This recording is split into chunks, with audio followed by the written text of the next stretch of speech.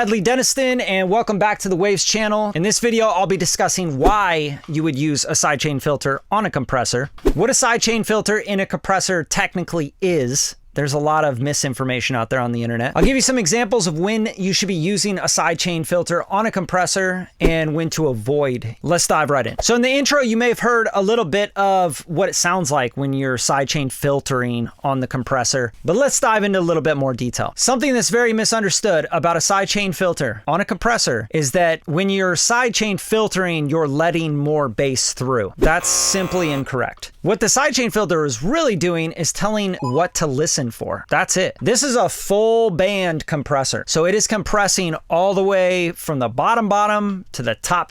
The sidechain filter is just giving it a parallel copy and saying, hey, listen, don't listen to anything below 271, below 295, below all the way up to 500. Only focus your compression on 500. But what we hear and what the compressor hears is different. So the sidechain filter is what the compressor hears. What we hear is the full bandwidth.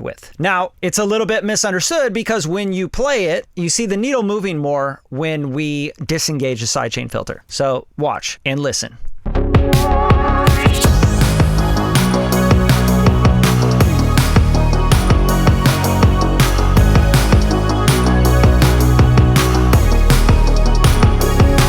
So you automatically think, well, it's letting more bass through when I turn the filter up. No, it's not. It's actually just telling the compressor to see everything above 272, filter out all the other stuff. Don't see that in the compressor circuitry. But what we're hearing is full bandwidth. The compressor is still compressing the bass. So listen closely as I bring the sidechain filter up and I compress the same amount. Okay, we're looking at gain reduction. Listen to the kick. Listen to the low end, listen to the attack and release of the kick, and just pay attention to what it's doing when I bring the sidechain filter up. So here's the sidechain filter up, and when we bring this up, it's going to hit less on the compression gain reduction because it's not seeing that low stuff. The compressor isn't. So I'll keep the threshold where we're doing about 4 dB.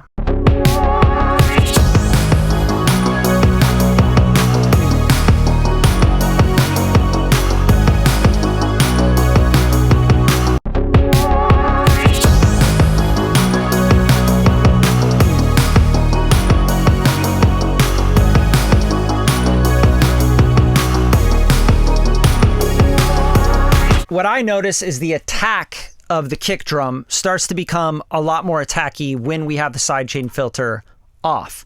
When we turn it on, it sort of glues all that a little bit more and compresses it better, right? So it congeals it a little bit better. So that's why you use a sidechain filter. We are hearing something different. We're hearing a parallel signal coming directly through the compressor. We're not hearing this sidechain. This sidechain is only telling the compressor what to hear. Hopefully that explains it. If you guys have any questions, drop them in the comments. So the benefits of using a sidechain filter is to give your compressor some relief. Now it won't be gain reducing so much because of the low frequency buildup.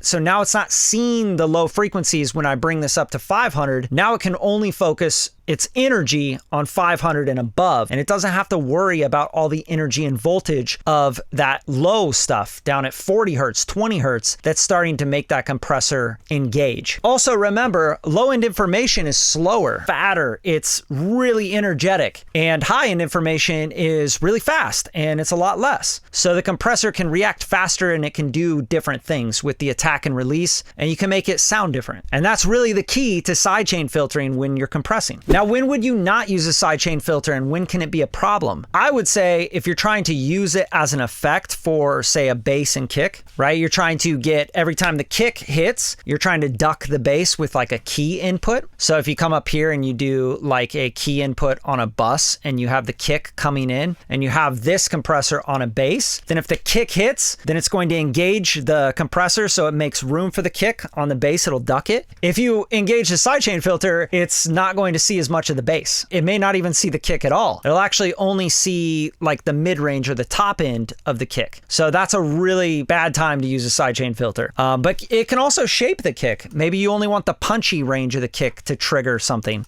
So you can filter that up to, 100 hertz, let's say, and get rid of anything down below 100 hertz triggering your compressor. So as you can see in V15 of the SSL compressor, we get all the way up to 500 hertz on the sidechain filter, which is a really nice update. If you need need all the latest updates to keep your plugins up to date for the latest and greatest machines, you can just click the link in the description and pick up that stuff. Definitely give V15 a shot. It is a really cool addition having that sidechain filter on the SSL G comp. It's already a legendary compressor, and this just makes it a little bit more versatile. So if you guys got anything out of this video, please make sure like and subscribe to the page. There's going to be a lot more content coming from some really cool creators, and I know you guys will get a lot out of it. And if you got anything out of this one, please share it. Drop any comments or questions you got. I'm here to help. All right, see you next time. Peace.